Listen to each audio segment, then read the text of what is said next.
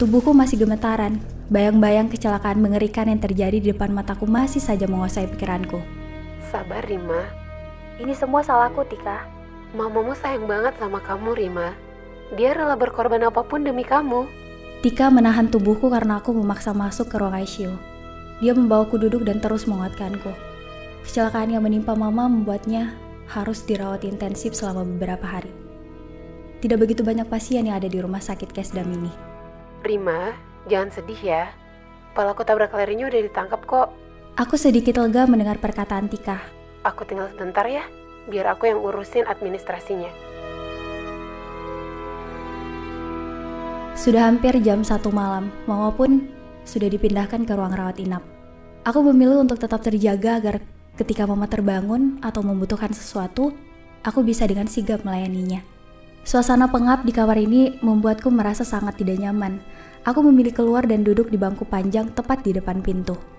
Tika sudah tertidur lelap sejak tadi. Mungkin dia begitu kelelahan karena mengurus segala keperluan Mama dan berkas-berkas yang dibutuhkan rumah sakit.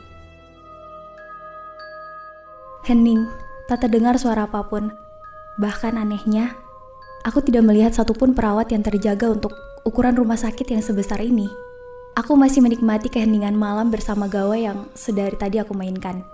Namun tiba-tiba, samar-samar terdengar seperti suara tangisan seorang perempuan.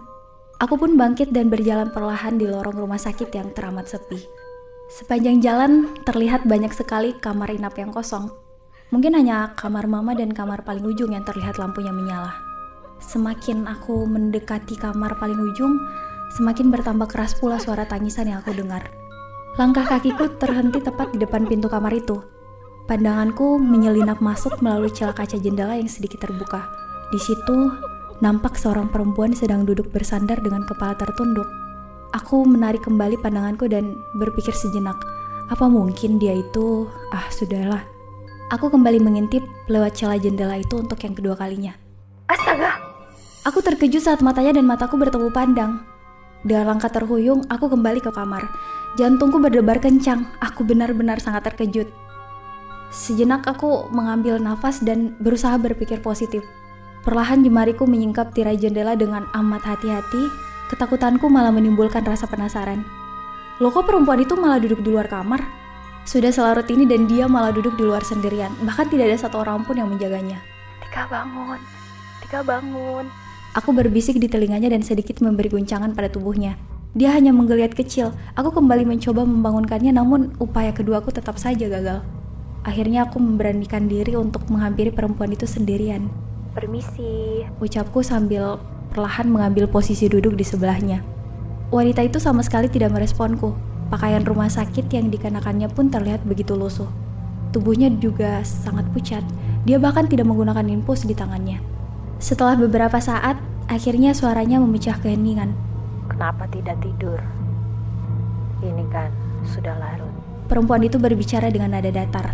Aku memberanikan diriku menatapnya, tapi aku tak bisa melihat jelas wajahnya karena ia terus menunduk.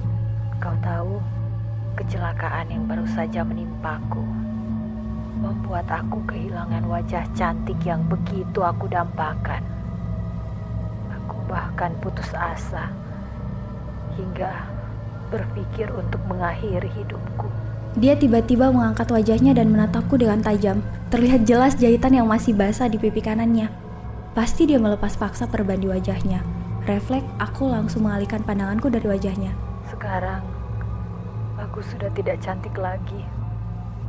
Wajahku hancur. Tubuhku penuh luka. Kau beruntung. Wajahmu cantik.